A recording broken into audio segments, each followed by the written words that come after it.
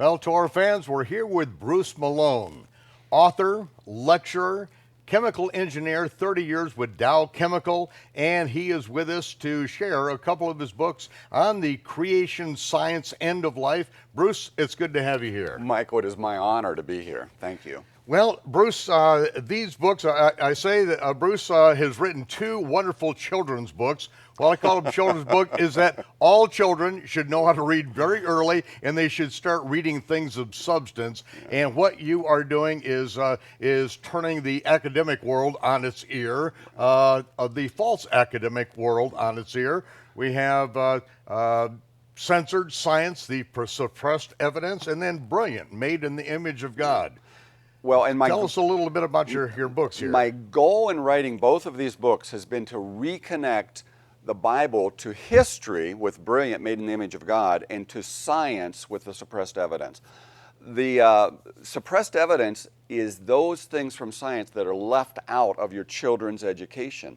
You understand, as they go through the public education system, they are not going to hear anything about God or the evidence that supports what God has done in the past in any of their classrooms. That's actually extracted from history, but in your book, Brilliant, you really go through here as far as a timeline that goes as far as the archaeological evidence. Well, I do. You know, God made it crystal clear that in 6 days I created the heavens and the earth and all that they contain. And the Bible would put it in a clear, straightforward way. It's happening about 6,000 years ago. There are enormous supporting evidences from every area of archaeology, science, physics, biology, geology that support that as an absolute reality. Well, let's go back to where you had your awakening in this, because as a chemical engineer, you're an inventor.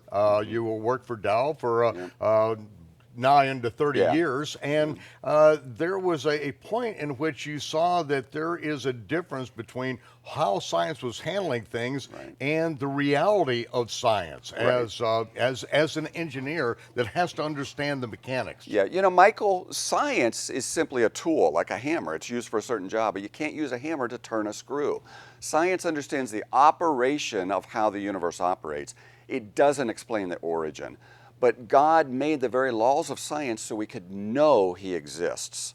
You know, in the book of Romans chapter 1, starting with verse 20, it says, everybody is without excuse for belief in God because of what He's made. For instance, the very first law of science says matter and energy can never be created, never be destroyed. There are only two possibilities to explain where everything came from.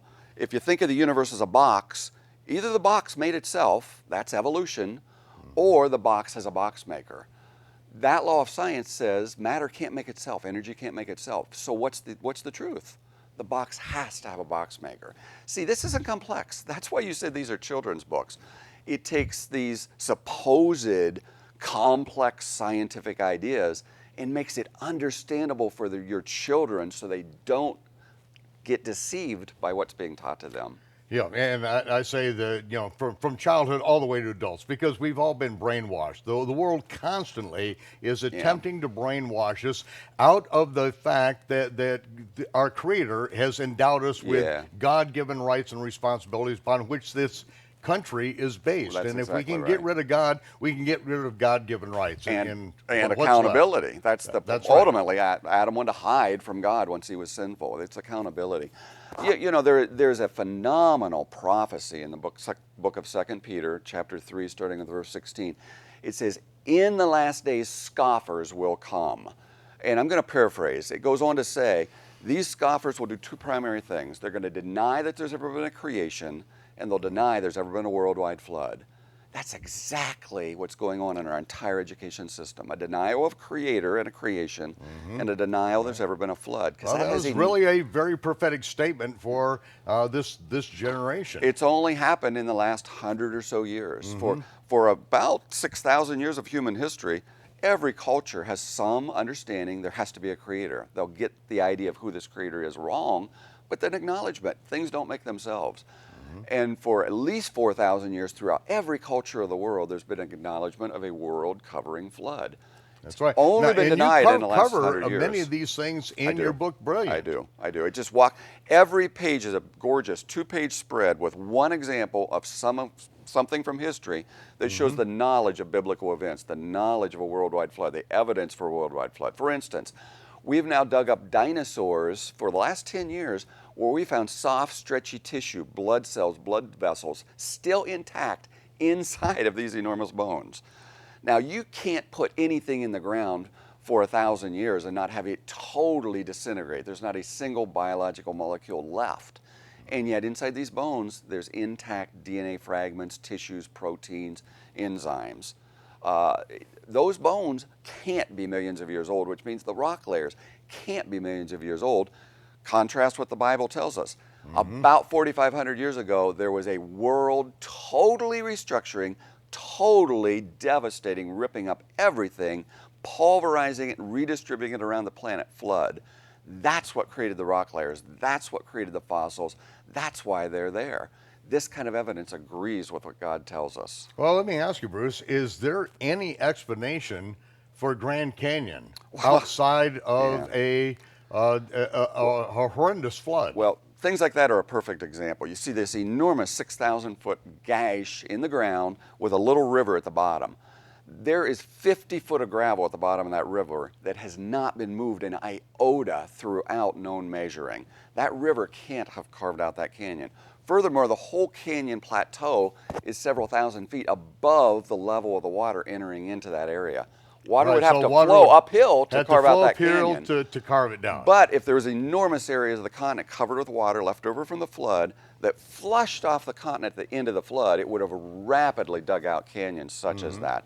And by the way, river valleys around the world are undersized valleys with little rivers at the bottom, a result of the flood, not a result of the rivers over huge periods of time. That's right. And don't we have an example of that with what happened with Mount St. Helens as well?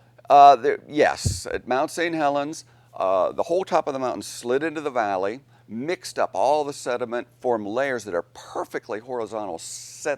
You can look down these new sediment layers. They're flat horizontal seams, just like road cuts we see covering entire continents. And later, there's a subsequent mud flow that carved out a river valley. You look now, you see a big river valley, little river at the bottom of the valley.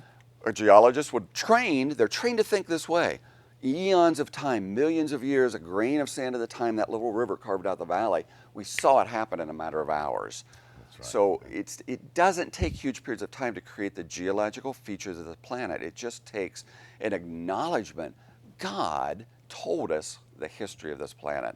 You leave it out of your thinking, you're guaranteed to misinterpret the rock layers, misinterpret biology, misinterpret the universe, because we're leaving the truth out at the beginning of our investigation. And this is part of what your awakening is really seeing that the physical evidence in the earth today does not jive with this whole evolution thing. It's just mechanically, it's impossible. It was. The very laws of science tell us there's certain things that couldn't have made themselves.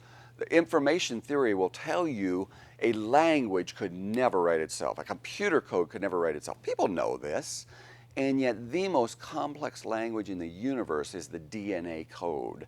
It could not have written itself. Yeah. It couldn't have. It's impossible. It's like an explosion in a print factory creating a book. Can't happen.